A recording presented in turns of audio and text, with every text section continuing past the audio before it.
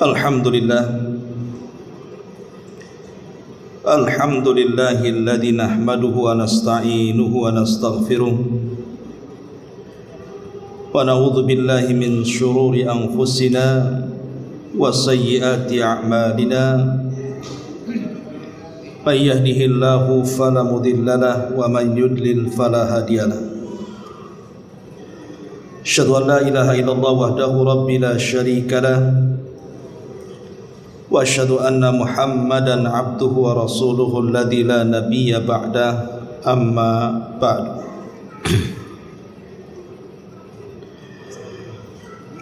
Hadirin dan hadirat yang dimuliakan Allah Subhanahu wa taala. Alhamdulillah, di malam hari ini kembali kita bisa duduk bermajlis ilmu di Masjid Muhajirin. Salawat dan juga salam tetap kita hadiahkan kepada Rasul kita Nabi besar Muhammad sallallahu alaihi wa ala alihi wasallam. Pembahasan di malam hari ini adalah pembahasan yang sangat penting sekali, bicara tentang asluddin, asal daripada agama. Bahkan pembahasan ini mencakup seluruh agama dan kehidupan kita, sebab menjadikan kita masuk surga. Dan kalimat yang indah yang Allah Subhanahu wa taala katakan syajaratun thayyibah, serta menjadi fitrah yang Allah Subhanahu wa taala fitrahkan kepada kita. Apa itu? Al-ikhlasu, keikhlasan. Jadi malam hari ini kita akan membahas tentang ikhlas. Apa itu ikhlas? Kemudian ciri-cirinya dan apa keutamaannya, serta apa pengaruhnya dalam kehidupan kita. Ma'asyiral muslimin yang dimuliakan Allah Subhanahu wa taala. Satu hari Umar bin Khattab radhiyallahu an sedang duduk bersama putranya Abdullah ibnu Umar radhiyallahu anhu, memandang betapa banyaknya jemaah haji yang sedang berkumpul di Arafah.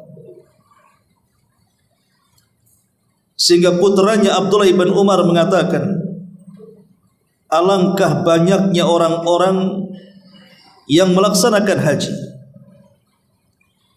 Maka Umar radhiyallahu anhu mengatakan, ya betul, yang haji memang banyak, tetapi yang ikhlas dengan hajinya itu sedikit.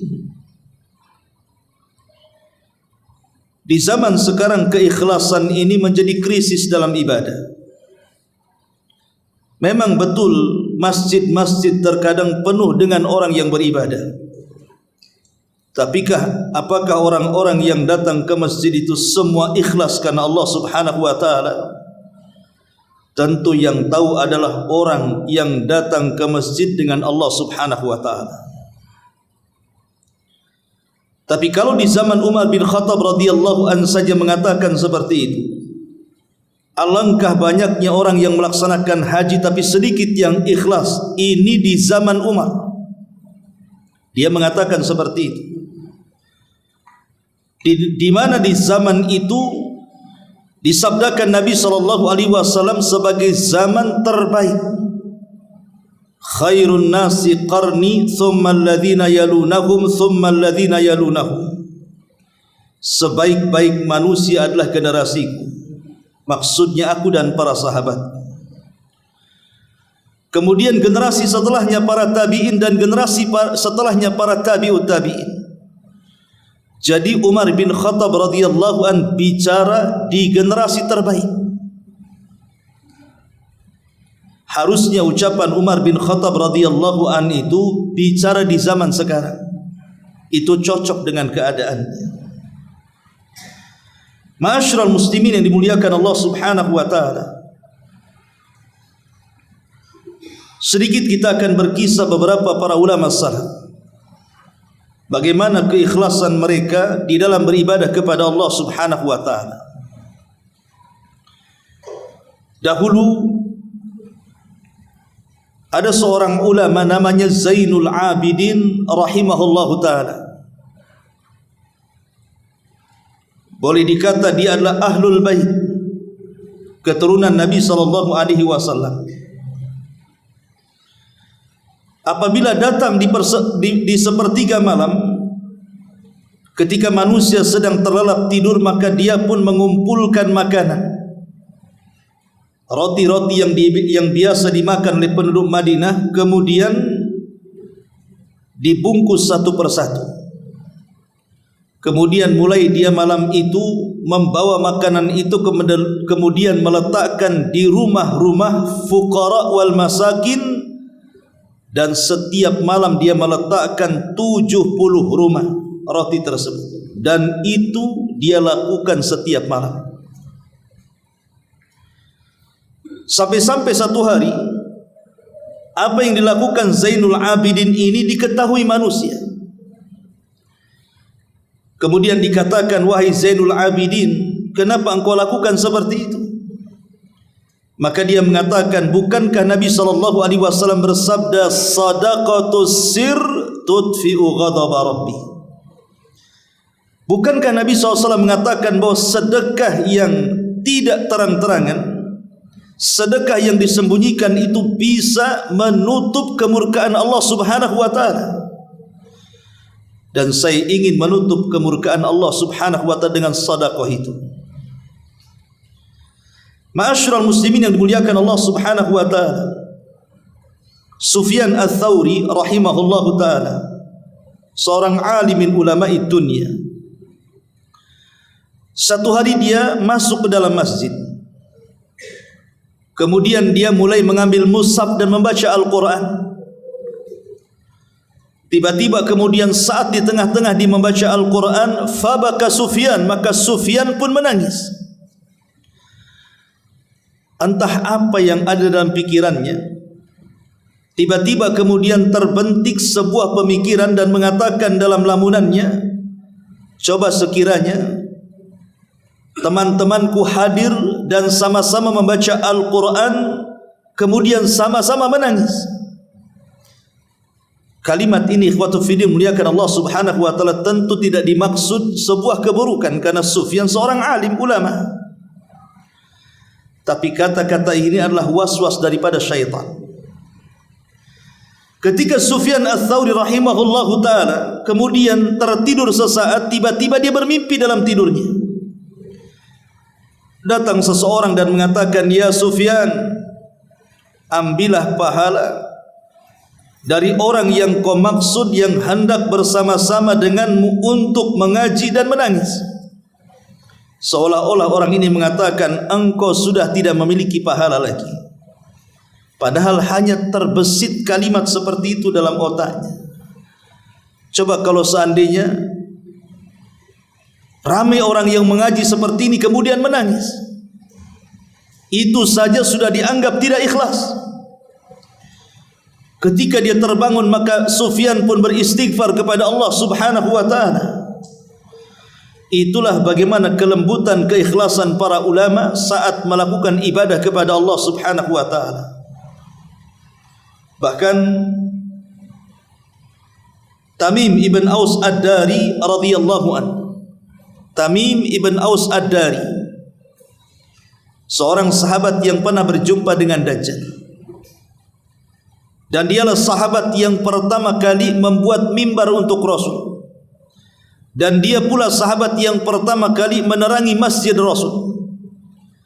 Walaupun dia telat masuk Islam, tapi dia pakar daripada Al-Quranul Karim. Dikenal dalam sejarah Tamim Ad-Dari itu orang yang senantiasa menghidupkan malam-malamnya dengan qiyamul lail. Tidak ada hari-hari dan tidak ada malam-malam kemudian beliau habiskan hanya untuk qiyamul lail, dan itu dikenal di tengah-tengah para sahabat.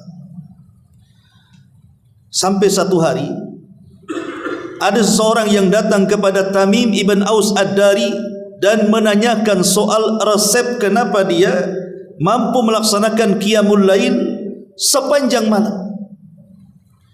Tiba-tiba dia pun marah dan mengatakan, "Ya fulan, seandainya solatku satu malam itu tidak diketahui manusia, jauh lebih baik dibandingkan selama malam-malam yang aku lewati aku solat sementara manusia mengetahuinya. Seandainya satu malam yang aku ruku dan sujud kepada Allah tidak diketahui manusia, itu lebih baik bagiku dibandingkan sepanjang hayat aku solat tapi dibicarakan manusia." Begitulah keikhlasan para sahabat. Bahkan Abdullah ibn Mubarak rahimahullahu ta'ala, seorang ulama tabi'in, diceritakan oleh teman-temannya ketika dia safar, kemudian beristirahat di sebuah tempat dan malam pun sudah mulai gelap. Mulailah di antara teman-teman daripada Abdullah ibn Mubarak ini menyalakan lilin ataupun obor. Tiba-tiba datang angin, kemudian memadamkan lilin atau obor tersebut sesaat. Kemudian teman-temannya Abdullah ibn Mubarak sibuk untuk menyalakan lilin dan obor tadi. Ketika lilin itu sudah nyala, adalah salah seorang di antara mereka melihat wajah daripada Abdullah ibn Mubarak penuh dengan tangisan. Sehingga kemudian dia mendekati dan mengatakan, "Wahai Ibnu Mubarak, wa ma yubkik, apa yang membuat Anda menangis?" Kemudian Abdullah ibn Mubarak mengatakan, "Tadzakartu zulmatal qabri." Sungguh aku teringat dengan gelapnya kuburan kelak kalau Allah takdirkan aku meninggal. Lihat bagaimana Abdullah ibn Mubarak ketika terjadi kegelapan langsung teringat kuburan. Itulah orang-orang ikhlas, orang-orang yang senantiasa mengingat akhirat setelah kematian. Bahkan Muhammad ibn Sirin rahimahullahu ta'ala, apabila datang di siang hari layaknya seperti orang biasa, berpura-pura bercanda, berpura-pura tertawa. Tetapi kalau datang di malam hari, maka dia menangis seperti orang kesakitan karena hendak dibunuh. Dia menangis sujud kepada Allah subhanahu wa ta'ala. Dihabiskan malam-malam itu untuk bermunajat kepada Allah subhanahu wa ta'ala. Itulah Muhammad ibn Sirin rahimahullahu ta'ala. Bahkan Ayyub As-Sikhtiyani rahimahullahu ta'ala, seorang ulama salaf juga, apabila dia sedang membaca Al-Quran, kemudian dia membaca ayat-ayat tentang azab, ayat-ayat tentang siksa, dia pun menangis. Ketika tiba-tiba dikejutkan dengan seseorang yang masuk ke dalam masjid, maka dia berpura-pura dia tidak sedang menangis, dan dia berpura-pura seolah-olah dia sedang flu, dia sedang batuk, supaya orang tidak tahu dia sedang menangis. Begitulah bagaimana para ulama salaf menyembunyikan keikhlasan mereka kepada Allah subhanahu wa ta'ala. Bahkan Ibnu Abi Dunya, Imam Ibnu Abi Dunya rahimahullahu ta'ala, apabila dia sedang solat di rumahnya, tentunya solat sunnah, karena solat wajib bagi laki-laki di masjid. Apabila dia sedang solat sunnah di rumahnya, tiba-tiba kemudian datang tamu, maka dia langsung membatalkan solatnya dan berpura-pura berbaring, supaya tidak tahu dia sedang solat. Begitulah para ulama salaf, kemudian mereka melindungi keikhlasan mereka kepada Allah subhanahu wa ta'ala. Bahkan dijelaskan tentang Hasan ibn Sinan rahimahullahu ta'ala. Hasan ibn Sinan harus menyembunyikan ibadahnya kepada istrinya sendiri. Jadi kalau di malam hari diceritakan istrinya sendiri, terkadang istrinya harus berpura-pura tidur. Karena Hasan bin Abi Sinan rahimahullahu ta'ala ini, kalau nampak istrinya sedang tertidur, maka dia pura-pura keluar dari ranjangnya, kemudian mengambil wudhu, kemudian qiyamul lail. Kalau seandainya dia mendapatkan gerakan dari istrinya seolah-olah dia bangun, maka segera dia menyelesaikan solatnya dan beranjak ke tempat tidurnya lagi. Sampai istrinya satu hari dia berpura-pura tidur. Tapi sampai kapan seperti itu, menyiksa diri? Akhirnya kemudian istrinya bercerita dan tahu apa yang dilakukan suaminya Hasan ibn Abi Sinan rahimahullahu ta'ala ini, dan mengatakan, wahai suamimu, kenapa engkau menyiksa diri? Aku tahu engkau salat malam, aku hanya berpura-pura tidur. Maka Hasan ibn Abi Sinan rahimahullahu ta'ala mengatakan, wahai istriku, aku takut kalau malam ini adalah malam terakhir bagiku, sehingga aku ingin menghabiskan seluruh malamku untuk qiyamul lail. Kalau seandainya kemudian setelah itu aku tertidur dan tidak pernah terbangun lagi, mudah-mudahan Allah subhanahu wa ta'ala menganggap kematianku di atas qiyamul lail. Ma'asyiral muslimin yang dimuliakan Allah subhanahu wa ta'ala, dan banyak lagi tentang kisah para ulama salaf dan keikhlasan mereka. Ma'asyiral muslimin yang dimuliakan Allah subhanahu wa ta'ala, kita masuk pada pembahasan apa itu ikhlas. Apa itu ikhlas? Para ulama ketika membahas tentang definisi ikhlas, maka ulama mengatakan bahwa ikhlas itu secara bahasa adalah membersihkan sesuatu yang kotor. Jadi membersihkan sesuatu yang kotor secara bahasa itu artinya ikhlas. Tapi secara istilah disebutkan para ulama adalah an yaqsudal muslimu bi amalihi ridallahi azza wa jal wa taqarrub ilaihi wahda.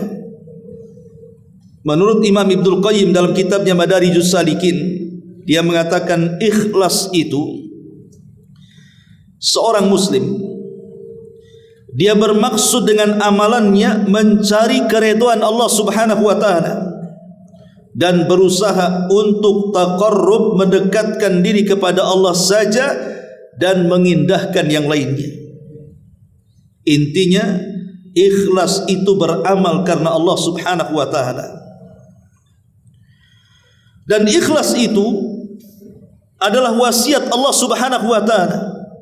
Dalam surah Al-Bayyinah ayat 5 Allah mengatakan, wa ma umiru illa liya'budullaha mukhlishina lahuddina hunafa. Dan tidaklah mereka diperintahkan kecuali untuk beribadah kepada Allah dengan penuh keikhlasan, di mana ketaatan hanya diberikan kepada Allah subhanahu wa ta'ala semata.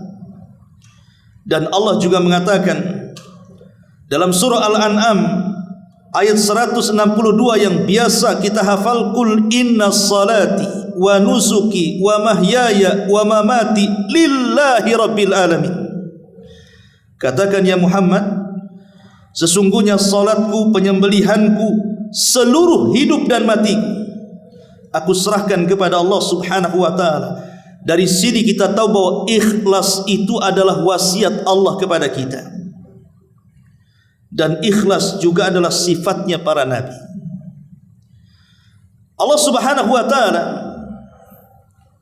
berfirman ketika mensifati para nabi, di antaranya surah Sad ayat 45 dan seterusnya, wadhkur ibadana Ibrahim wa Ishaq wa Ya'qub ulil aidi wal absar inna akhlasnahum bi khalisati dzikrad dari wa innahum indana laminal mustafinil akhyar. Ketika Allah subhanahu wa ta'ala menyebutkan hamba Allah Ibrahim, Ishak dan juga Ya'qub, maka Allah katakan inna akhlasnahum, sesungguhnya kami telah membuat mereka ikhlas. Jadi para nabi adalah manusia-manusia yang sangat ikhlas kepada Allah subhanahu wa ta'ala. Sebagaimana Allah mengatakan dalam surah Maryam juga ayat 51, wadhkur fil kitabi Musa innahu kana mukhlisan wa kana rasulan nabiyya. Sebutkanlah wahai Muhammad tentang kisah Nabi Musa. Dia adalah hamba Allah yang ikhlas, dan dia seorang rasul dan juga seorang nabi. Dari sini kita tahu bahwa ikhlas itu bukan wasiat Allah saja, tapi ikhlas juga sifat para nabi. Artinya kalau kita melakukan ikhlas, berarti kita meniru sifatnya para nabi dan melaksanakan wasiat Allah Subhanahu wa taala. Ma'asyiral muslimin yang dimuliakan Allah Subhanahu wa taala, lalu apa ciri-ciri orang ikhlas ini? Ini yang penting kita bahas. Apa ciri-ciri orang ikhlas itu? Yang pertama, ciri-ciri orang ikhlas itu an yastawiya amaluka fis sirri wal alaniyati wal batini wal zahirati. Yang pertama, ciri-ciri orang ikhlas itu adalah ketika seseorang menyamakan dalam amalan, baik amalan itu dilakukan secara sembunyi-sembunyi ataupun terang-terangan, secara batin ataupun zahir, dia akan samakan saja. Dia akan menyamakan amalannya. Dia tidak menjadikan rajin saat dilihat manusia dan tidak menjadikan malas saat tidak dilihat manusia. Sama saja dia beribadah di hadapan manusia atau tidak di hadapan manusia. Itulah ikhlas, dan ini yang paling berat. Karena terkadang setan itu datang kepada kita memberikan was-was. Kemudian setan itu memberikan was-was agar kita dipuji, didengar, disanjung dan begitu seterusnya. Sehingga banyak di antara manusia nampak ketidakikhlasannya. Kalau di hadapan manusia dia rajin, kalau di hadapan manusia dia khusyuk. Ketika tidak ada manusia, dia menjadi pemalas dan tidak mau beribadah kepada Allah Subhanahu wa taala. Maka ini alamat yang pertama, ketika kita bisa menyamakan antara ibadah, baik ibadah itu terang-terangan ataupun tidak, tetap dia beribadah kepada Allah Subhanahu wa taala. Yang kedua, an yastawiya indakal madhu wadzam. Ketika dia tidak terpengaruh dengan pujian dan celaan. Ketika seseorang itu tidak terpengaruh, hatinya tetap seperti itu. Karena bagaimanapun hati orang-orang ikhlas itulah tataghayyar, tidak mungkin berubah. Dipuji manusia tetap seperti itu, dicela manusia juga tetap seperti itu. Jadi ketika hati orang-orang yang ikhlas ini tidak berubah dengan pujian dan celaan, berarti hati seseorang itu memang ikhlas karena Allah Subhanahu wa taala. Karena ada orang yang ketika kemudian dia melakukan amal saleh, dipuji manusia, maka dia seolah-olah bersyukur dengan amalannya. Tapi ketika dicela manusia, dia sakit hati. Akhirnya kemudian dia meninggalkan ibadah.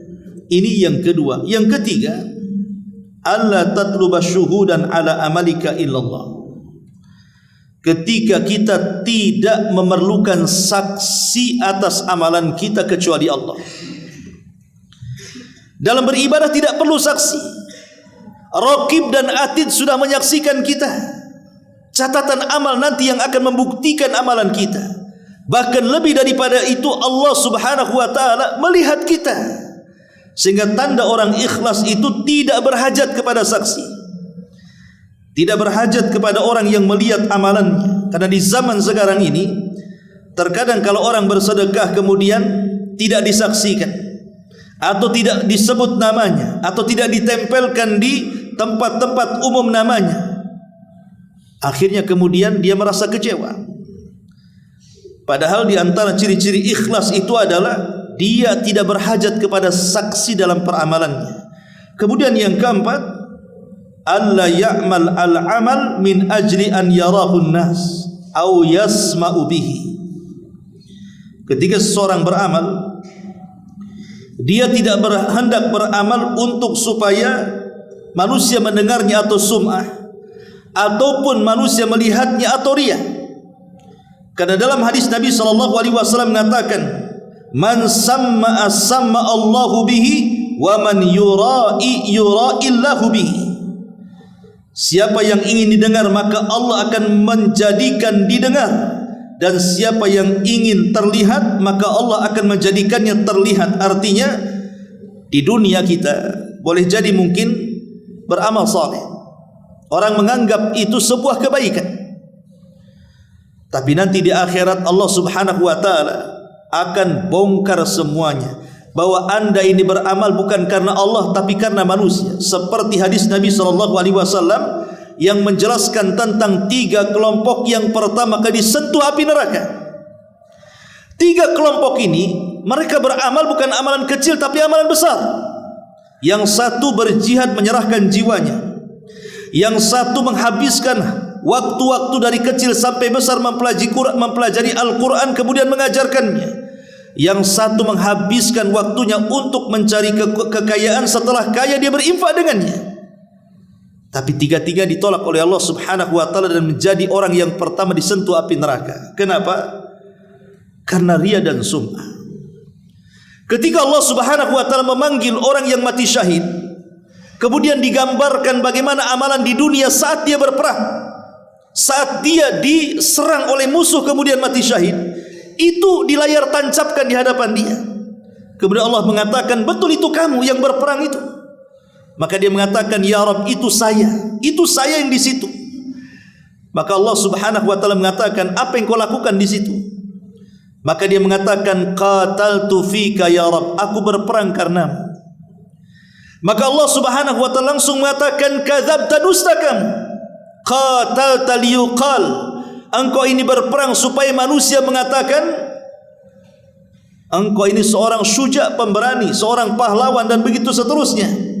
Faqad qil, dan itu sudah masyhur dari dirimu.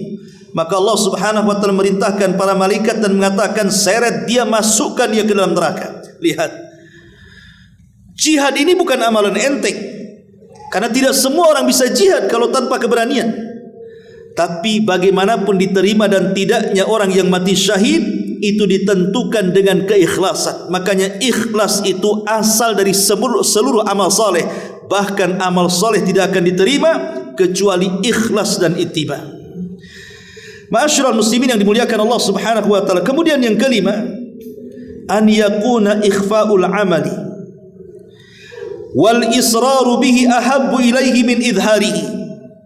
Ketika dalam hatinya dia berfikir bahwa menyembunyikan amal itu lebih dicintai dibandingkan menampakkannya. Jadi kalau seandainya dalam hatinya dia mengatakan bahwa menyembunyikan amal dari manusia itu jauh lebih baik dibandingkan menampakkannya, maka itulah ikhlas.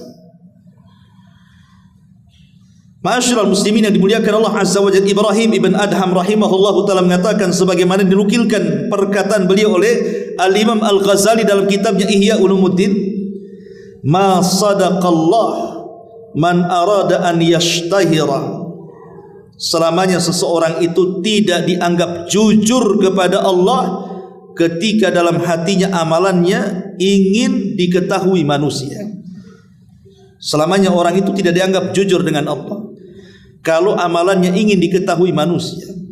Artinya ciri-ciri ikhlas itu ketika dalam hatinya kecintaan untuk menyembunyikan amal itu lebih dibandingkan menampakkannya. Walaupun tidak semua, ada perkara-perkara yang memang harus ditampakkan juga. Sebagaimana dikatakan Al-Iz ibn Abdissalam rahimahullahu ta'ala, beliau mengatakan, yustasna min istikhbabi ikhfa'il amali man yudhiruhu liyuqtada bihi. Dikecualikan ada amalan-amalan tertentu itu boleh ditampakkan kalau tujuannya supaya orang ikut. Seperti orang memancing di grup supaya sedekah, kemudian dia letakkan saya sedekah sekian, bukan dalam rangka supaya manusia tahu dia sedekah, tidak, tapi memancing orang untuk bersedekah, itu boleh. Sebagian di zaman Nabi SAW, ketika Nabi SAW berceramah soal sedekah di perang Mu'tah ataupun di perang Tabuk, dan pasukan kaum muslimin ketika itu banyak tapi persenjataan tidak ada, maka disebut pasukan miskin. Maka Rasul mulai kemudian memberikan semangat untuk sedekah. Maka tiba-tiba kemudian datang seorang sahabat pulang rumah, kemudian mengambil uang 1 gepok, kemudian datang ke hadapan Rasul, disaksikan semua para sahabat. Kemudian dia mengatakan, ya Rasulullah, ambillah uang ini, gunakan jihad di jalan Allah. Ketika dilihat oleh para sahabat, maka mereka pun kemudian terangsang untuk ikut sedekah juga. Mereka pun pulang mengambil seluruh harta mereka, kemudian datang kepada Rasul kemudian sama-sama menyumbangkan harta mereka. Dari sini kata Nabi SAW, man sanna sunnatan hasanatan falahu ajruha wa ajru man amila ba'dahu la yanqusu min ujurihim syai'ah. Siapa yang memberikan contoh yang baik kemudian diikuti orang banyak, maka dia akan dapat pahala dan pahala yang mencontohkannya tanpa mengurangi pahala mereka sedikit pun. Jadi boleh kemudian seseorang itu menampakkan amalan kalau tujuannya supaya menyemangati orang ikut dia. Tetapi di sini juga ada waswas syaitan, hati-hati. Terkadang tujuan yang baik menjadi tidak baik ketika banyak pujian, sehingga harus seseorang itu melindungi hatinya dari riya dan sum'ah. Ini ciri yang kelima. Ciri-ciri yang keenam, alla yazid fil amali wa yuhsinuhu li ru'yatin nas. Jangan menambah dalam amalan atau memperbagusnya karena ada manusia yang melihatnya. Ketika seorang menjadi imam salat, awalnya kemudian membaca kulhu, tiba-tiba berubah menjadi an-naba. Karena boleh jadi di belakangnya mungkin ada orang pinting, ada orang mulia. Awalnya dibaca kulhu ditambah pula dengan an-naba. Menambah bacaan tidak ada masalah, bahkan baik kan begitu. Tapi kalau tujuannya kemudian menambah dan memperbaik karena dilihat manusia, itu tidak baiknya di situ. Ketika seseorang membaca Quran sedang sendirian, sebenarnya sudah akan pergi, tiba-tiba datang orang masuk ke masjid kemudian duduk, sengaja kita panjang lagi, kita tambah lagi itu bacaannya supaya orang melihatnya. Seseorang bersedekah, niatnya itu sudah dia bawa uang 10.000, tapi karena orang banyak gak enak, akhirnya dimasukkan 100.000. Artinya jangan menambah atau memperbanyak karena dilihat manusia.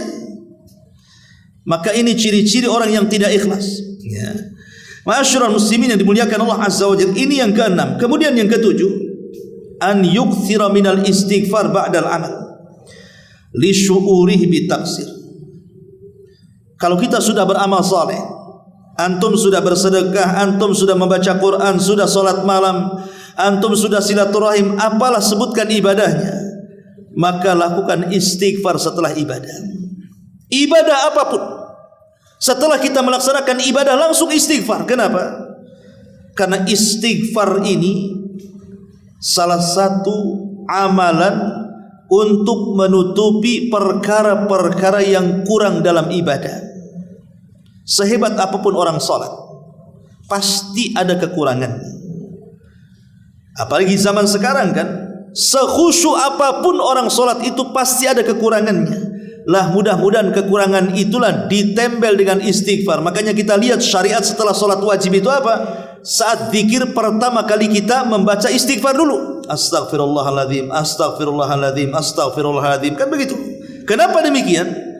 Karena tidak ada solat seseorang itu sempurna 100%, tidak. Pasti ada kekurangannya. Entah dia tidak khusyuk, entah dia banyak berfikir, entah gerakannya tidak tumaknina, dan begitu seterusnya. Lah kekurangan-kekurangan itu bisa ditempel dengan istighfar. Maka amalan apapun tidak mesti solat, bisa sedekahnya, bisa silaturahimnya, bisa baca Qurannya. Maka setelah amalan apapun akhiri dengan istighfar. Makanya kenapa para ulama ketika menyebut 4 amalan penting dalam tahajud di sepertiga malam akhir, setelah kita melaksanakan tahajud kemudian kita membaca Quran, setelah kita membaca Quran kemudian kita berdoa, setelah kita berdoa tutuplah itu semua dengan istighfar. Sebagaimana Nabi SAW mengatakan, Allah turun di sepertiga malam akhir kemudian mengatakan kepada hambanya, man yad'uni fa astajibalah, wa man yas'aluni fa aghfirullah, wa man yastaghfiruni fa aghfirullah. Siapa yang berdoa aku kabulkan, siapa yang minta aku kasih, siapa yang istighfar ku beri ampunan. Lihat kalimat istighfar dibelakangkan setelah kalimat doa ataupun zikir. Karena istighfar inilah bisa Ma'asyiral muslimin yang dimuliakan Allah Subhanahu wa taala. Makanya seseorang itu harusnya dalam hatinya selalu merasa kurang dalam ibadah, merasa ada ketidaksempurnaan dalam ibadah. Jangan sampai dalam hati kita itu merasa bahwa ibadah kita sudah sempurna. Jangan, karena itu bagian daripada ujub. Lihat bagaimana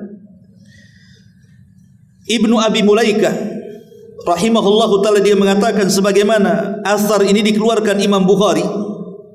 Beliau mengatakan adarabtu 30 min ashabi Muhammadin sallallahu alaihi wasallam kulluhum yakhafun nifaq ala nafsihi ma minhum ahadun yaqul imanuhu ka imani Jibril. Kata Ibnu Abi Mulaikah rahimahullahu ta'ala, dia mengatakan aku pernah berjumpa, karena dia seorang tabi'in, artinya berjumpa dengan sahabat. Dia mengatakan dari sahabat Nabi Muhammad sallallahu alaihi wasallam seluruhnya takut akan sifat nifak, dan tidaklah salah seorang di antara mereka mengatakan bahwa iman kami sama dengan iman Jibril. Begitulah para sahabat Nabi sallallahu alaihi wasallam, sekelas Umar bin Khattab saja, ketika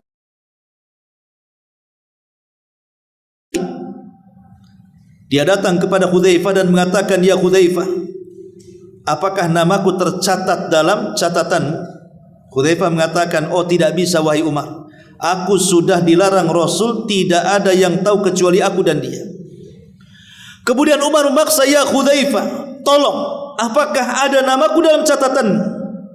Maka Hudzaifah mengatakan, tidak ada wahai Umar, dan engkau saja yang akan kujawab. Lihat bagaimana Umar bin Khattab radhiyallahu an ketakutan dalam kehidupannya kalau nama dia tercatat bagian daripada munafik.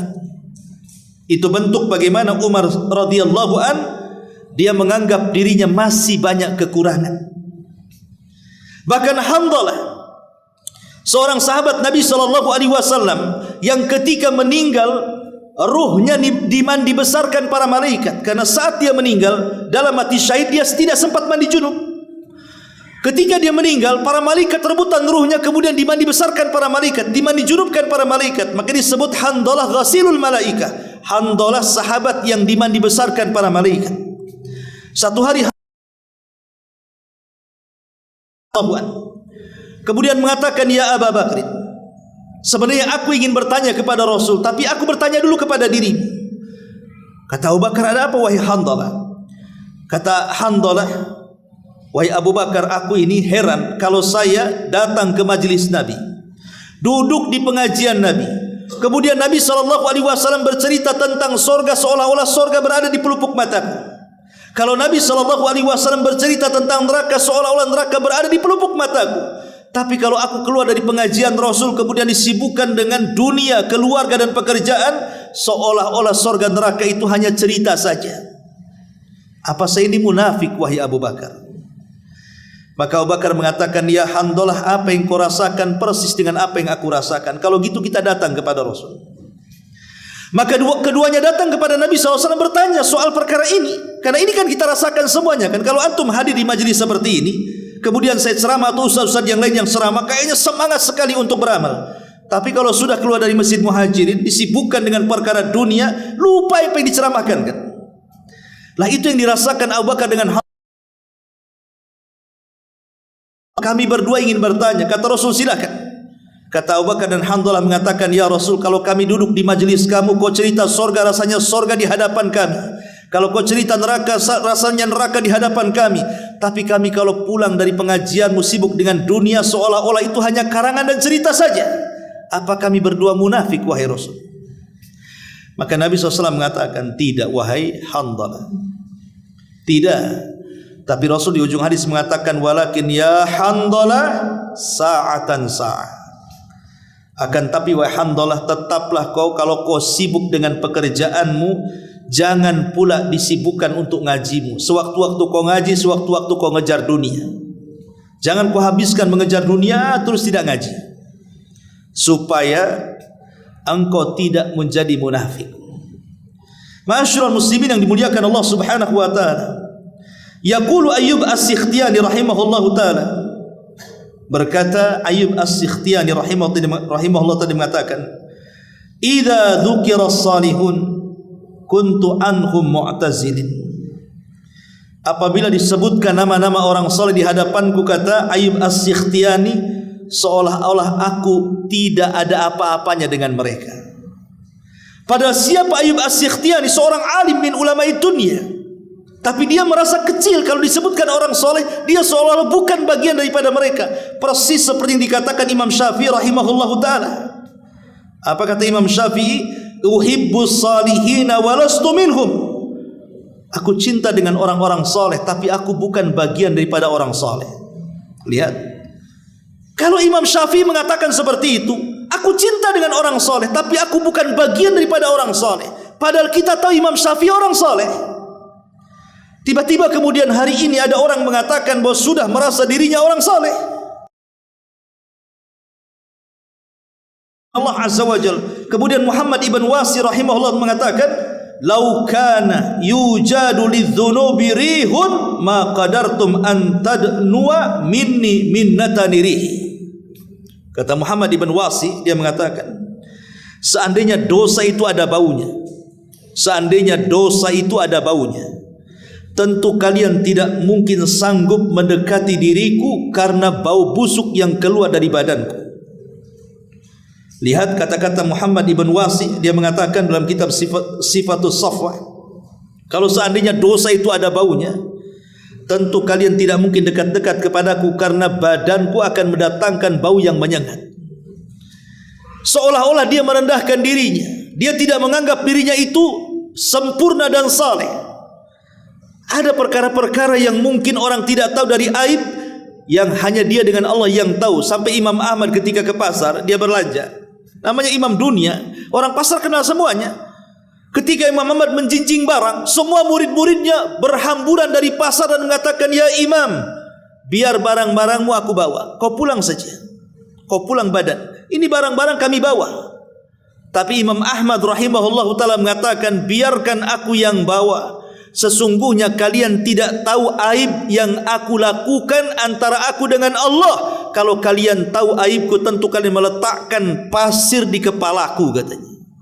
Itu sekelas Imam Ahmad. Tahu bahwa dirinya itu banyak taksir, banyak kekurangannya. Maka ciri orang yang ikhlas apabila beramal saleh setelahnya langsung istighfar, karena kita mengetahui bahwa kita ini banyak kekurangan di hadapan Allah Azza wa Jalla. Kemudian yang kedelapan, al-farahu bi taufiqillahi lil amali salih.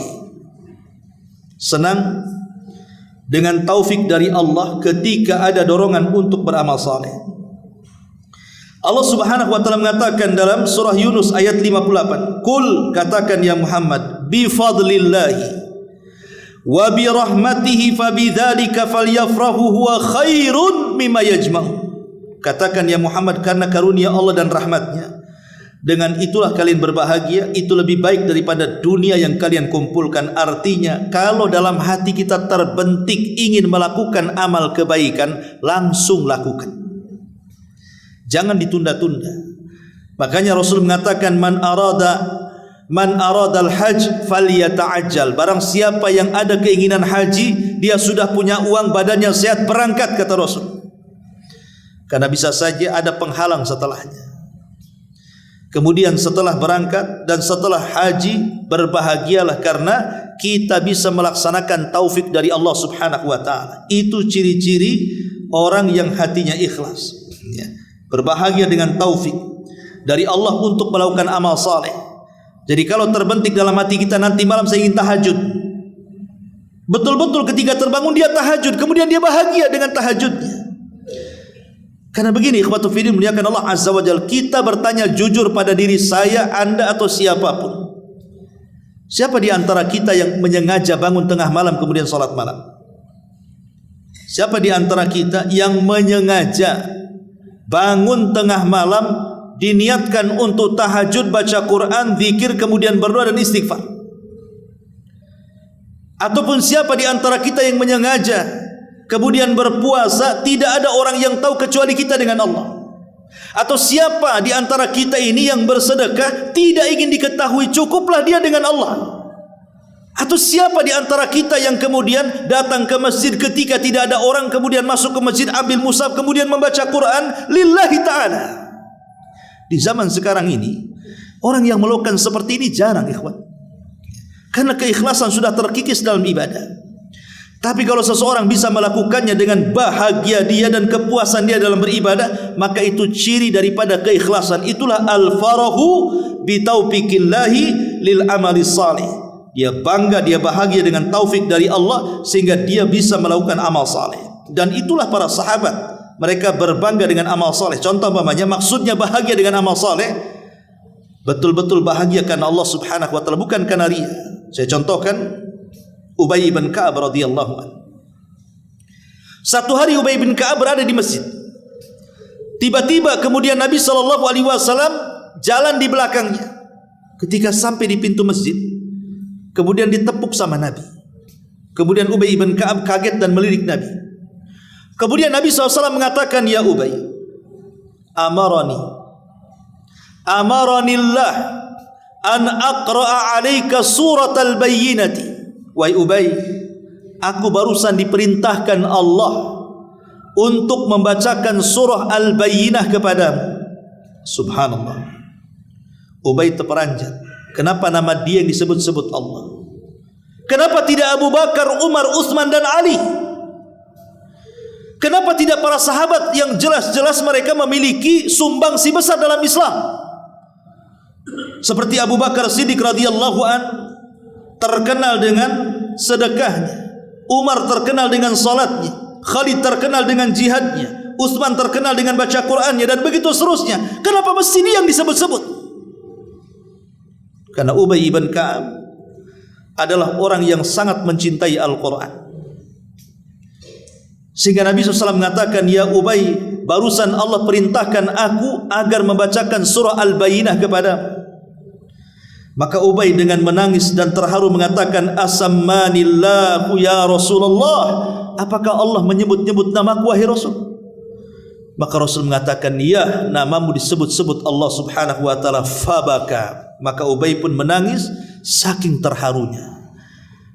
Terkadang ada orang yang bisa menggabungkan antara tangisan dan kebahagiaan. Itulah Ubay bin Ka'ab radhiyallahu anhu. Dia senang sekali, terharu dan menangis, ya. Kemudian Abu Bakar Siddiq radhiyallahu anhu, saat Nabi SAW siang-siang hari di waktu zuhur datang menemui Abu Bakar. Ketika itu ada Asma dan Aisyah radhiyallahu anha yang masih kecil. Dan Nabi SAW menghendaki hijrah bersama Abu Bakar. Kata Rasul, wahai Abu Bakar, bisa enggak kedua putrimu itu disuruh pergi duluan? Saya ingin menyebutkan sesuatu dengan kamu, kalau bisa dua putrimu tidak mendengarnya. Kata Abu Bakar, ya Rasulullah, dia dua putriku insyaallah amanah, biarkan dia mendengarkannya. Kemudian Nabi SAW mengatakan kepada Abu Bakar, ya Aba Bakrin, innallaha qad adzina li bil hijrah. Wahai Abu Bakar, Allah sudah mengizinkan aku untuk hijrah. Maka Abu Bakar mengatakan, as-suhbatu ya Rasulullah, apakah aku harus menemanimu wahai Rasul? Maka Rasul mengatakan, as-suhbatu ya Abu Bakar, pasti engkau akan menjadi temanku dalam hijrah, pasti engkau akan menjadi temanku dalam hijrah. Kata Aisyah radhiyallahu anha, aku melihat Abu Bakar Siddiq radhiyallahu saking bahagianya, dia pun menangis, dan aku tidak pernah melihat ada orang yang bisa menggabungkan tawa dan tangisan dalam satu waktu kecuali ketika aku melihat Abu Bakar sangat bahagia sampai menangis. Itulah kebahagiaan karena ketaatan kepada Allah Subhanahu wa taala. Abu Hurairah radhiyallahu anhu, ketika ibundanya masih musyrik, selalu mencaci maki Nabi. Sehingga Abu Hurairah radhiyallahu anhu terkadang serba salah. Satu sisi dia harus membela Rasul, di sisi lain itu ibunya. Dia berusaha menasihati ibunya, tidak bisa. Akhirnya satu hari dia pun sudah tidak tahan karena Rasul terus saja dihina dan dicaci maki ibunya. Dia datang kepada Rasul, kemudian mengatakan, ya Rasulullah, ibuku sudah berusaha ku dakwahi, tetapi juga hidayah tidak kunjung tembus ke dalam hatinya. Dan setiap hari dia merendahkan dirimu. Bisa enggak kau berdoa kepada Allah wahai Rasul agar ibuku masuk Islam? Akhirnya kemudian Nabi SAW mengangkat kedua tangannya ke langit dan mengatakan, Allahumma hdi li ummi Abi Hurairah, Allahumma hdi li ummi Abi Hurairah, Allahumma hdi li ummi Abi Hurairah. 3 kali Rasul mengatakan, ya Allah berikan hidayah kepada ibunya Abu Hurairah. Ya Allah berikan hidayah kepada ibunya Abu Hurairah. Ya Allah berikan hidayah kepada ibunya Abu Hurairah. Rasul mendoakan ibunya Abu Hurairah. Dengan senangnya Abu Hurairah menangis karena Rasul mendoakan ibunya. Doa Rasul tentu beda dengan doa kita. Abu Hurairah pulang.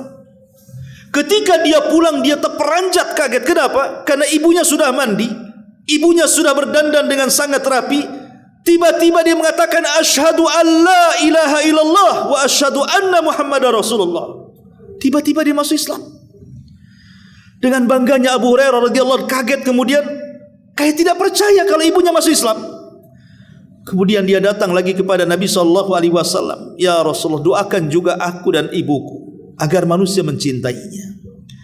Maka Nabi SAW kemudian mendoakan agar manusia mencintai ibu Abu Hurairah dan Abu Hurairah. Sejak itu tidak ada manusia yang tidak cinta dengan Abu Hurairah dan ibunya. Sampai hari ini, siapa yang tidak cinta dengan Abu Hurairah radhiyallahu anhu? Ma'asyiral muslimin, itulah kebahagiaan yang menunjukkan keikhlasan. Ini yang ke-8. Yang ke-9, al-mahabbatu li amalil khalwati wal khabi'ati salihati. Cinta untuk berdua-duaan dengan Allah Azza wa Jal dan memiliki amalan yang tidak ada yang tahu kecuali dia dengan Allah Subhanahu wa ta'ala. Nabi SAW mengatakan dalam hadis Zubair ibn Awam radhiyallahu an, man istata'a minkum an yakuna lahu khab'un min amalin salihin falyaf'al. Kata Rasul, barang siapa di antara kalian yang memiliki amalan yang tidak ada yang tahu kecuali dengan dia dengan Allah Subhanahu wa taala, maka perbanyaklah amalan itu. Kata Rasul, barang siapa yang ingin beramal yang tidak ada yang tahu kecuali dia dengan Allah, perbanyaklah amalan itu. Karena itu ciri keikhlasan, ciri daripada keikhlasan.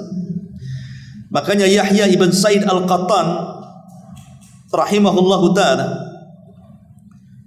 ketika dia di pagi hari sedang berzikir, ya namanya zikir pagi dan petang itu kan ada syariatnya. Dia berzikir sendirian di masjid. Tiba-tiba apabila datang kemudian seseorang ke masjid, maka dia pun terdiam dan hanya bibirnya mengucapkan cukup dia dengan Allah, dia sedang berzikir, dan berpura-pura dia sedang mengantuk supaya orang tidak tahu. Karena dia amalannya ingin tidak diketahui manusia. Dari sini Nabi SAW mengatakan, wa rajulun dzakarallah fafadat aina.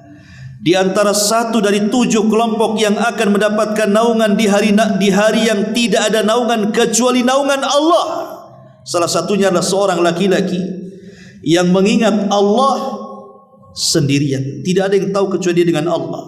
Fafadat aina, maka dia pun bisa meneteskan air mata. Kita bisa melakukan ini dengan mudah, ikhwatu fiddin. Pamannya kita pulang dari pengajian ini, selama berjalan dari Masjid Muhajirin sampai ke rumah, kita bisa memperbanyak tasbih, takbir, tahlil dan zikir-zikir yang lainnya. Orang tidak tahu. Anda sedang naik motor, Anda sedang naik mobil, Anda sedang jalan kaki. Siapa yang tahu zikirnya antum dari Masjid Muhajirin ke rumah malam-malam? Cukuplah kita dengan Allah Azza wa Jalla. Atau tadi yang saya katakan, tengah malam kita bangun kemudian tahajud, kemudian kita sedekah, tidak ada yang tahu kecuali Allah, dan begitu seterusnya. Maka ini amalan yang luar biasa. Karena begini ikhwatu fiddin, sering saya katakan dan ini saya ulang-ulang, di zaman sekarang seseorang itu mudah melakukan dosa yang tidak ada yang tahu kecuali kita dengan Allah, dan ini sangat bahaya. Dosa tidak terang-terangan itu sangat bahaya. Karena Nabi SAW yang mengatakan nanti pada hari kiamat ada orang-orang yang menghadap Allah dengan membawa membawa pahala sebesar gunung Tihama. Tiba-tiba setelah dia datang dengan bangganya membawa pahala besar itu di hadapan Allah, tiba-tiba Allah hancurkan pahalanya seolah-olah tidak tersisa. Orang ini keheranan, kenapa bisa pahala yang sudah dia lelah letih di dunia mencarinya, ketika datang di hadapan Allah, Allah hancurkan pahalanya. Apa alasannya? Kata Nabi SAW, karena orang ini idza khalau bimaharimillahi intahaquha.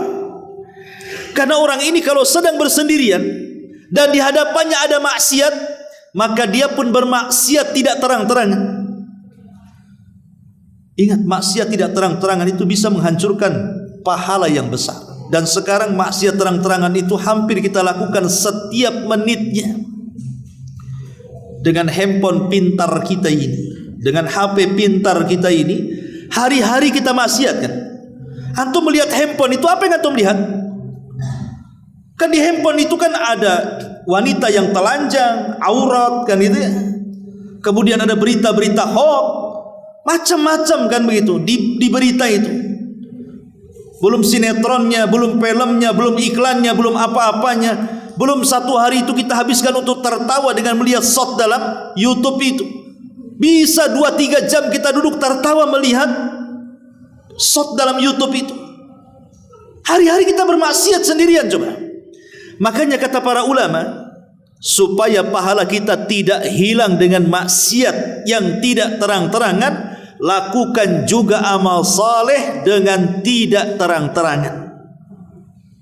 Kalau satu hari 1 jam kita bermaksiat tidak terang-terangan, maka lakukan amal soleh 1 jam tidak terang-terangan, biar balance, maksudnya begitu. Ma'asyiral muslimin, ini yang ke-9. Kemudian yang ke-10, muwafaqatul batin lidh-dhahir wa adamu mukhalafatis sariratil alaniyati.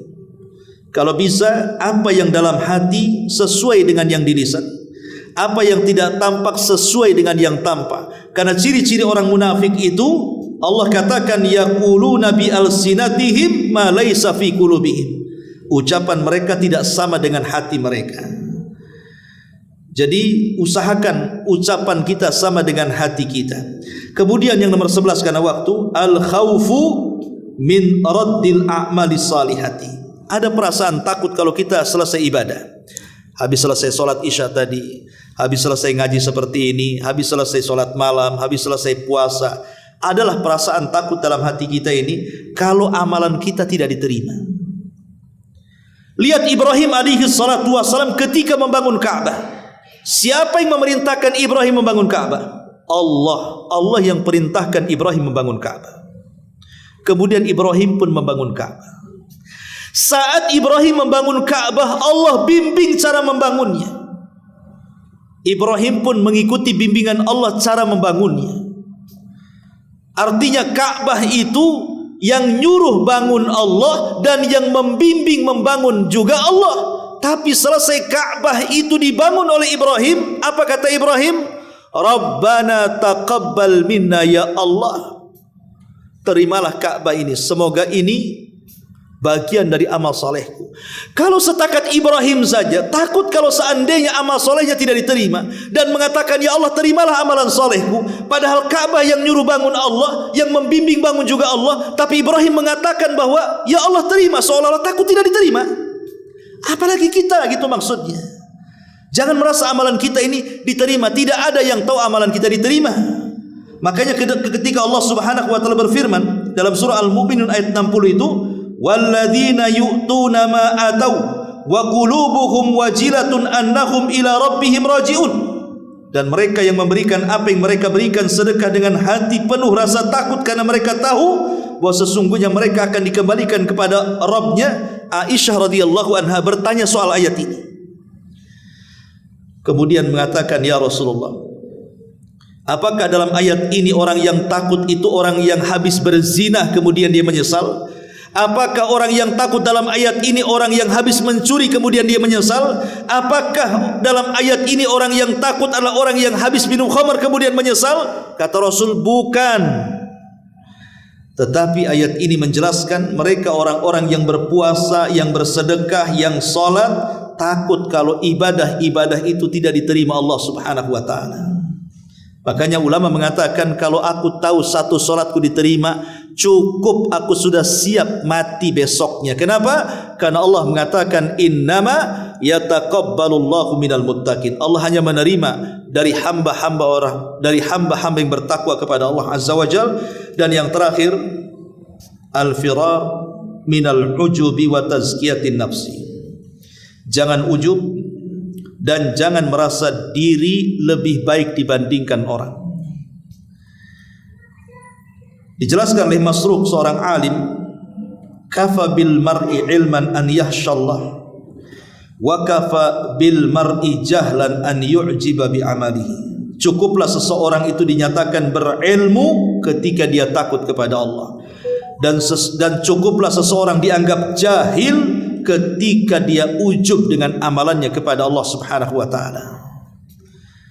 Makanya ada istilah kalau orang berbuat dosa sepanjang hayatnya, kemudian dia menyesal dan menangis, itu lebih baik dibandingkan orang beramal sepanjang hayatnya tapi dia ujub dengan amalannya.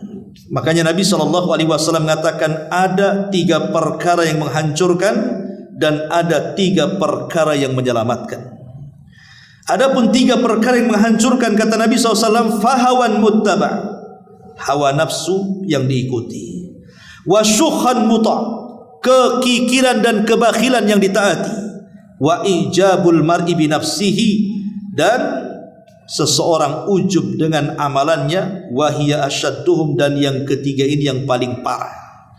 Ketika orang ujub dengan amalannya, merasa dirinya lebih hebat dan orang lain tidak, maka inilah tanda bahwa dia tidak ikhlas kepada Allah Subhanahu wa ta'ala. Inilah diantara pembahasan tentang ikhlas. Banyak pembahasan tentang kisah-kisah ulama salaf, tapi waktu juga, mudah-mudahan ada manfaatnya. Subhanaka wa bihamdika asyhadu an la ilaha illa anta astaghfiruka wa atubu ilaik. Allahu ta'ala alam. Assalamualaikum warahmatullahi wabarakatuh.